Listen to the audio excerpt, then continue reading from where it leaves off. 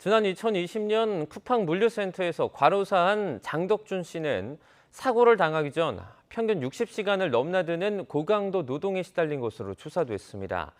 장시간 불규칙한 노동 탓에 가족을 잃은 이들은 최근 정부가 추진하는 노동시간 개편에 대해서 우려의 목소리를 내고 있는데요.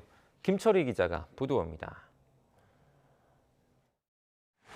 지난 2020년 10월 12일 경북 칠곡 쿠팡 물류센터에서 일하던 20대 청년 장덕준 씨가 갑자기 쓰러진 뒤 일어나지 못했습니다. 사인은 급성 심근경색. 장 씨는 평소 지병이 없었던 데다 담배나 술도 거의 하지 않는 건강한 청년이었습니다.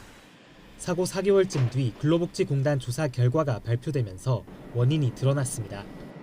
장 씨가 사고 일주일 전 평균 62시간 이상, 발병 전 2주에서 12주 사이에는 평균 58시간 이상을 근무한 것으로 확인된 겁니다. 공단은 장 씨가 과로에 시달렸다며 산업재해 판정을 내렸습니다. 유가족과 동료들은 최근 제대로 된 사과와 재발방지 대책 마련을 요구하기 위해 소송을 시작했습니다. 그동안 변한 것은 아무것도 없고 몸과 마음은 피폐해져만 갔습니다. 작업 후 10명 중 8명은 육체적으로 지친 상태이며 우울증 의심이 4명 중 1명에 달한다. 이와 함께 유가족들은 주 52시간 이상 노동을 허용하는 최근 정부 개편안에 대해선 반대한다는 뜻을 분명히 밝혔습니다. 장 씨의 희생보다 더 확실한 반대의 근거가 있느냐는 겁니다.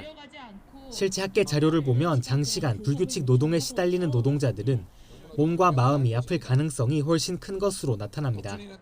주당 52시간 이상 근무하는 노동자의 급성 심근경색 발병 확률이 40에서 48시간 근무하는 노동자보다 3배 이상 높다는 조사 결과가 있습니다.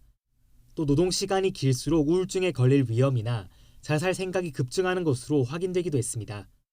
나아가 전문가들은 현행 주 52시간 제도 역시 노동자들의 건강에 악영향을 주고 있다면서 유연 근로 확대에 앞서 주당 노동시간 상한부터 낮춰야 한다고 지적합니다.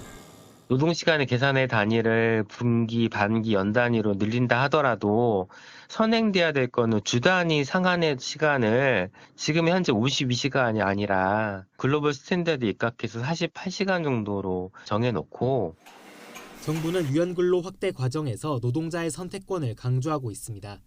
하지만 노동자의 선택권이 그리 넓지 않은 노동 현실부터 직시해야 한다는 목소리가 나오고 있습니다. YTN 김철입니다.